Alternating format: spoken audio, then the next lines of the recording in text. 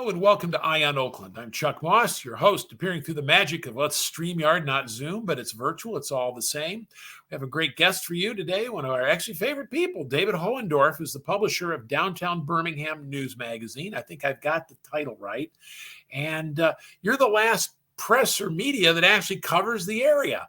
And for anyone who's just moved here from Mars, can you tell us what Downtown News Magazine is?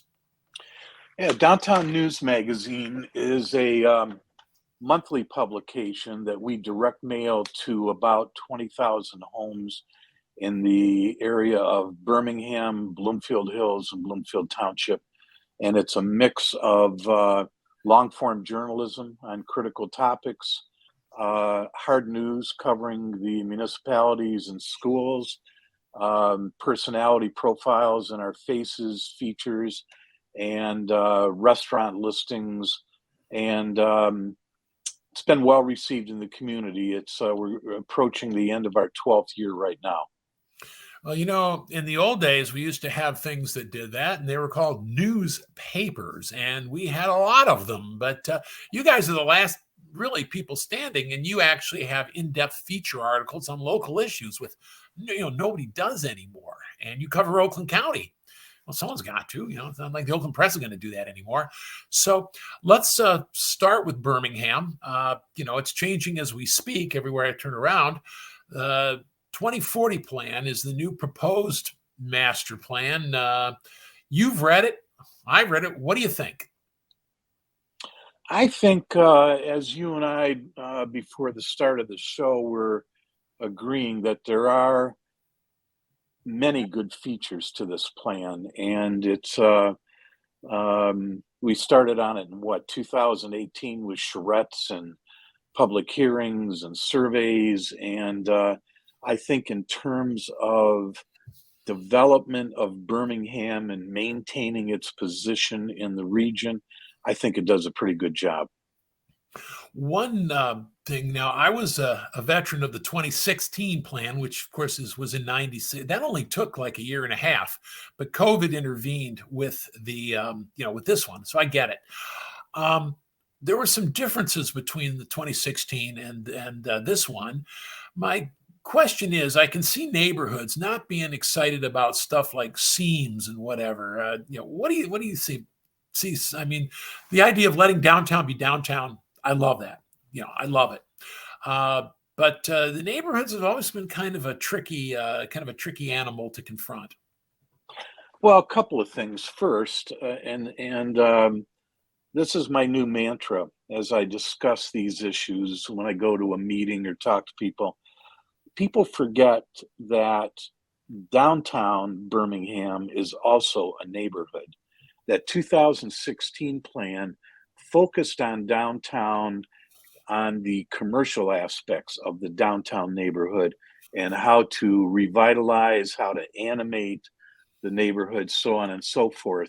And so we already have a neighborhood that, in my case, I actually live in Birmingham's downtown neighborhood, and I'm lucky that when I walk out my door, I have a commercial district there.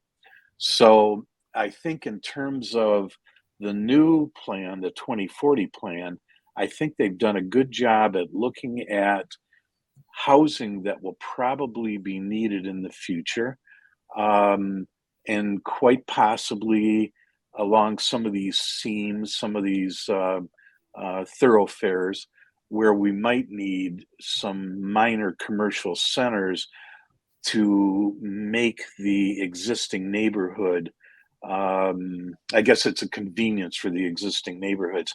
So I'm not bothered by some of the proposed development that's in the plan, the 2040 plan. Well, part of the deal that, once again, 2060, we're talking like 30 years ago, is that downtown, commercially, was dying. It was dead. The whole ecosystem was based on the big department stores, which were going the way of the dinosaur. And the idea that we wanted people to live downtown, we wanted mixed use, not just office buildings like down at 13 Mile and Telegraph, but So that's been a success. But you're right when you say downtown has lots of houses, things like that. I would say the 2016 plan was an amazing success. But so you don't, the downtown, by the way, I just want to say that I'm mourning the loss of Astrons. I mean, Richard has done more for this town than any 10 city commissioners, including me. And losing Astrons is just an incredible loss, although there will be something new built there. But the downtown is dynamic, and it's always got to change. It's always got to rebuild. I like that part. I just kind of worry that we're, up the seams. I mean, I'm just one guy, but it seems like you got to be kind of careful disturbing the neighborhoods. You though, you're pretty bullish on that though. I am, and here's what most people don't realize. And let's just look for a quick second at the downtown neighborhood. There are actually about 1,800 people that live in the downtown neighborhood. Okay. Over the last 10 years, Birmingham has actually suffered a loss in population, some say as high as 15%. And part of the problem with Birmingham is it's a great place to live. Housing is expensive. And so it's particularly expensive for the younger generation coming up. And so looking at the possibility of different types of housing, we're not talking massive apartment complexes. We're talking, some townhouses, duplexes. It's a way to bring a younger generation in that maybe doesn't have the money for $1 million house. They certainly don't have the money for the $2 million condos that have been built in downtown Birmingham. So affordable housing that will blend with the neighborhood. And if you drive around Birmingham and look, in a lot of these neighborhoods, there is mixed housing use on the edge of these neighborhoods. And it's been designed to actually blend in. It doesn't stand out like when you go into other communities and all of a sudden you hit 100 apartment complex. We're not talking something that drastic. Yeah. The only question about like affordable housing is that if you were to build some affordable housing units, what's to keep the market from saying, okay, it's Birmingham, let's yank it up? I mean, that, I don't know how you can do that. My daughter moved in south of Maple in those nice little post-war starter homes. And when she sold, she made a boatload of money because those things are being sold and now they're being torn down because the land's so expensive. And they call it the Griffin Claw neighborhood. Right. That area has just become it just becomes more successful. Well, my oldest son just moved back with his wife and my first grandchild and bought a house on Henrietta. Okay. Same deal. And you could still buy something reasonably priced, not as reasonably priced as over by Griffin Claw. But I'm concerned that older people, such as myself, that want to retire and yet still live in this community, and younger people moving in, I think there's going to be a demand for housing. So I'm not bothered by some of the discussion. And mind you, it's discussion, it's potential, it's possibilities. The 2040 plan does not dictate it. It just leaves it open for a possible direction. Well, it is a discussion, which is good. And I'm one of those people that's probably going to stay here as long as I can. I mean, the dogs don't want to move. So, I can't imagine, the wiener dogs don't want to live somewhere else. So that's it. And I like my house. So I think I'll stay here if I can. My question now, so 2040, I mean, there will be, like everything in Birmingham, fully discussed and fully, one thing I was disappointed in was that they didn't appoint a blue ribbon commission, because you need that to push it forward when you run into opposition, to have like a bunch of advocates, which was a strength of the 2016 plan, is that if, some people, community people didn't like it, you could always have a sort of a cadre of supporters, advocates. But I think it's good. I mean, Birmingham is dynamic. Cities are dynamic, and it seems to be dynamic in a good way. I'm sure that the discussion will bleed in. I have a question for you. We've got an election coming up this year. What do you see?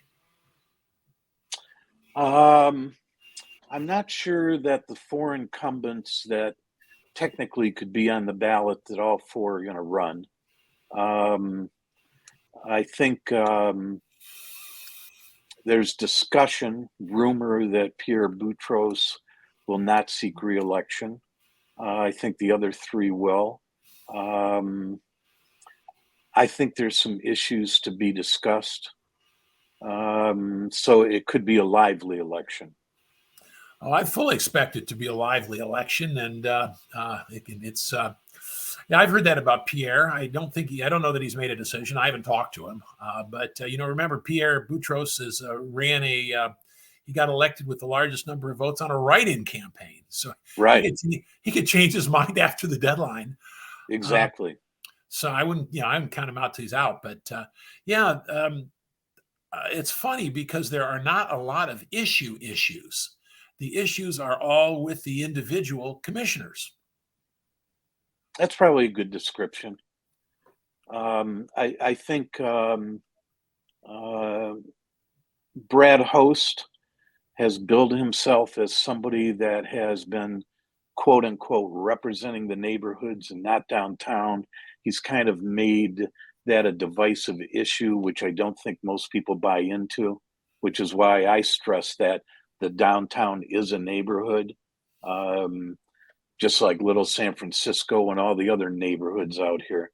I think that Clinton Baller has mellowed and been actually a plus on the city commission. So you're right. Individual commissioners are going to have issues surrounding them. So who knows? And it's always a question of alternatives. We don't know who's going to file to run against anybody. So yeah. Well, what's interesting is this neighborhoods versus downtown. I fought that battle. I was fighting that battle 20 years ago, and I thought we put that to bed. That downtown and neighborhoods they're not at odds. We all survive and we all thrive together. I'm sort of surprised to see that kind of climb out of the grave and come, shambling back like a zombie. And I thought we put a stake in the heart of that one back in 2003. No, it's back. It's back thanks to Brad Host. He's brought it back as an issue. Yeah, but all the people who supported that are dead, are like 90 years old. Once again, or God bless Donnie Lanzetta. They've moved away. But I'm just once again surprised. It's like Dewey versus Truman. I do know it is going to be it's going to be a big one. We're unfortunately this segment is going to run out in about 30 seconds, so we can't. But I'm going to miss Tom Marcus. I'm glad he came back. I don't know if he is. You can go home again, but you ought to know who's taking over the neighborhood. I would love to talk about Tom Marcus here today. We will do that. I'll tell you what. Let's do that after the break. Let's take the break right now. I'm Chuck Moss. We're here on Eye on Oakland. Don't go away. We come back. We'll talk about Tom Marcus and a bunch of other stuff too. Chuck, once again, we'll see you in just a couple of minutes. Don't go away.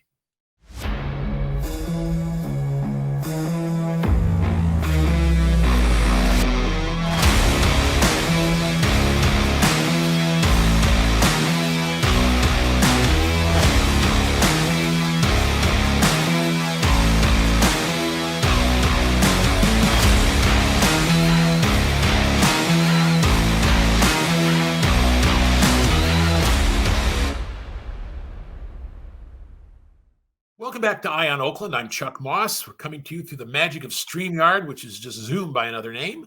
We have a great guest. We're talking with David Hohendorf, who is the publisher of Downtown Birmingham News Magazine, which are they're basically the only media left standing that covers this place. And we were just talking about the 2040 plan, and we're talking about Birmingham, and talking about our city manager, Tom Marcus, who was I would say one of the greats. There's a Bob Kenning Park. There could have been a Tom Marcus Park when he left after 20 plus years. He's come back and now his sort of limited engagement is ending. But Now, I always got along well with Tom back in the old days. You wanted to chat about that. What's your impression, Dave? I think the city was very fortunate to have Tom come back. I think there's a certain tragedy. His original proposal was to come back for 5 years. We had a member of the city commission, um, an ill-advised member of the city commission, that proposed that he only be given a 1-year contract, which is just idiotic. And there was a compromise, and he ended up here for, I believe, 2.5 years. And a lot has been accomplished while Tom's been here. Things that needed to be addressed and adjusted have been. Tom's working furiously here because he's leaving in June, I believe the end of June, to address some weaknesses in the city administration structure so that the new city manager, which has been chosen, doesn't have to deal with messes on day one. So we've been fortunate to have Tom back. Well, it's funny. I was on the city commission as mayor, but that was a long time ago. But that was Tom Marcus in his kind of his early days. Tom was awesome, and he was there for 20 plus years.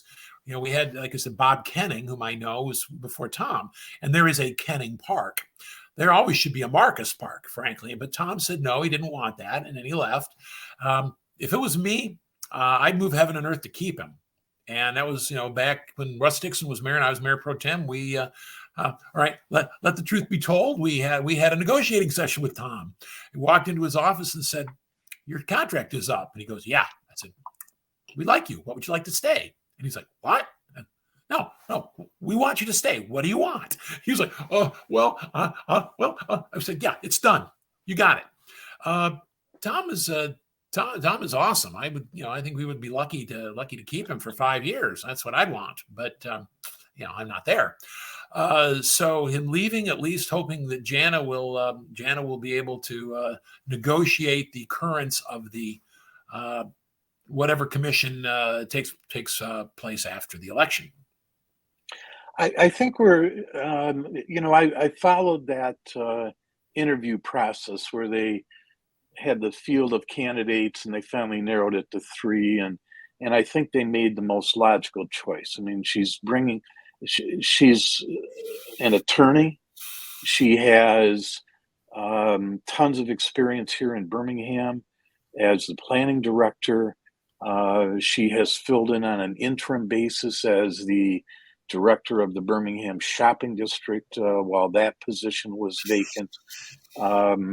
And Tom has, and I know this from private conversations with Tom, he has kept her in the loop. I think she is on top of all the issues. So minimal learning curve. So I think we're fortunate to have Jana.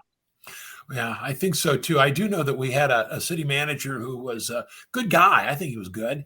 And he was sort of molding himself after Tom Marcus. We had to say, look, you are sort of patterning yourself after the mature Tom Marcus, who had been here for 10, 12 years.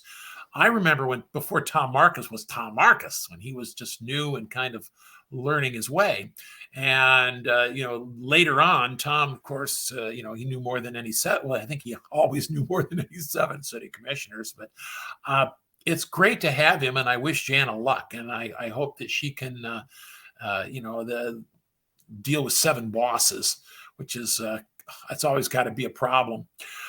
Now, if I can just add in on the flip side of that coin, she also needs the support of the current department leaders. And I think I'm told, I haven't heard this directly, that there's some excitement there that Jana is going to be the top dog in City Hall. And she's actually let out suggested new policies or some things that she would like to try. And I think so having that excitement and commitment by department managers is half the battle, besides just answering to 7 commissioners. Yeah, well, one thing I always heard is your staff fires you first. Good. Yeah, your staff fires you first. Just remember that, Right. Yeah, yeah. It was like at the end of the death of Stalin, they show Nikita Khrushchev. He's in charge, and right behind him sitting is Brezhnev. This is his loyal guy. Now my question. So in Birmingham, one thing that hits me, I mean, as far as is the restoration hardware building, which is going to be really, really damaging to my bottom line because I'll be spending a lot of money there. I'm afraid I always do. It's a fabulous thing, but the south end looks to me to be growing. This has become my little bugaboo here. Do we need more parking and more stuff for the south end now, going south on Old Woodward? I'm just not sure where you would even get additional parking down there. Yeah. I'm not. I share some of the same concerns, and I think Therese Long, the current mayor in Birmingham, expressed that at a recent meeting where as they were redoing part of their design plans, she kind of stated in a meeting a reminder that the city is concerned about invading the neighborhoods with parking problems in that area. I don't know that a furniture store is going to generate constant daytime traffic in large numbers. I think the restaurant will in the evening, but some of that could be local customers, and they may just walk into the restaurant like they do in Manhattan. I'm familiar with the RH in the meatpacking district, and I might be staying 6 blocks away. I don't take a cab or hire an Uber. I walk there, and I think you'll see some of that here. So I think it's a wait and see situation. Well, I walk into the Daxon and those places because I don't want to drive home because I don't want to meet the sheriff professionally. You know, And I don't want to see your name on the police blotter. I don't want to see my name on the police blotter. I've gone this long, believe me. Other than the fact I had an illegal dachshund some years ago. So what you were talking about? For me to get over to downtown Birmingham, it's easy for me to walk. I got to cross Woodward Avenue. They're talking about putting Woodward on a road diet. Now that I should say that I got to see, but if they're doing it in Ferndale, yeah, Woodward Avenue, that's M1 State Highway. What do you think?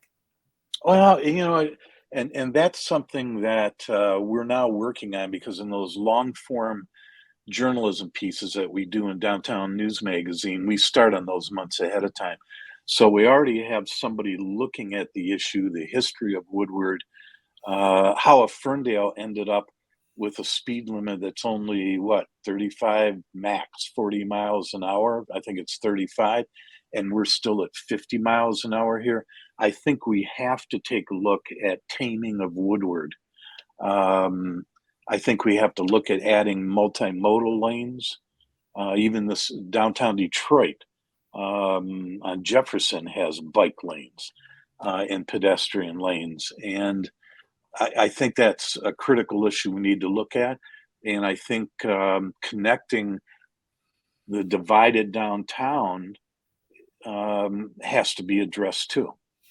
I don't know how you do. I mean, I'm all ears for that. I mean, Woodward Avenue is like this river that we've grown up beside. I'm willing to look at it. I wouldn't ride a bike on Woodward Avenue.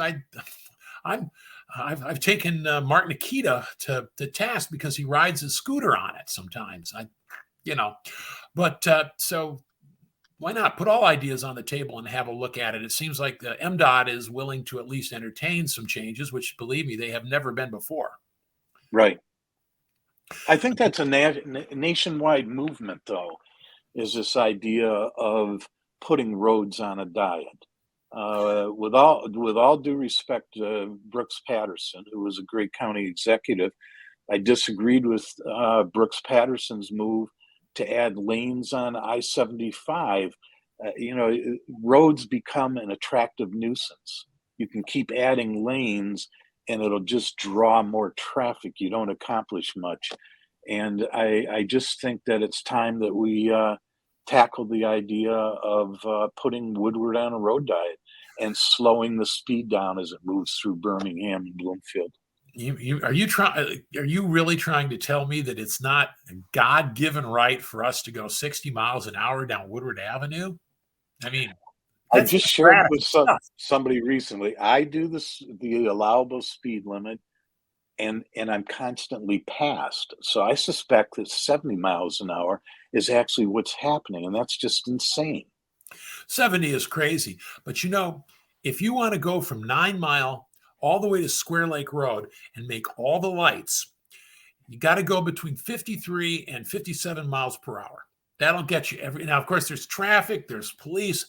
Therein lies the sport. But that is one way you can get right on at 9 Mile, or you can do it at 696 and go all the way to Square Lake and make every single light. Except it's at Normandy, it's a little, and at Oakland, it's a little bit not undone. But trust me, you can do that.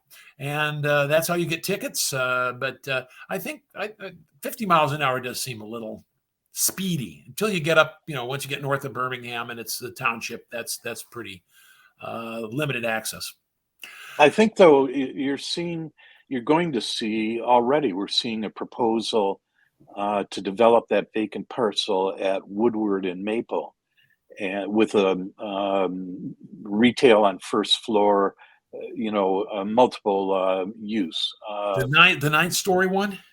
Yes, and I think you're going to see further development of that triangle district on the other side of Woodward, and I just think that we need to deal with slowing Woodward down and allowing for other uses and finding a logical way, just even through pedestrian crosswalks, to connect the two parts of downtown. Well, I walk across that a lot, and it is it can be challenging.